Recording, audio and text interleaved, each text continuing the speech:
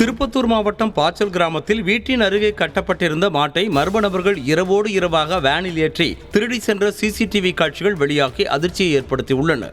மாட்டின் உரிமையாளர் தட்சிணாமூர்த்தி அளித்த புகாரின் பேரில் மர்ம நபர்களை போலீசார் தேடி வருகின்றனர்.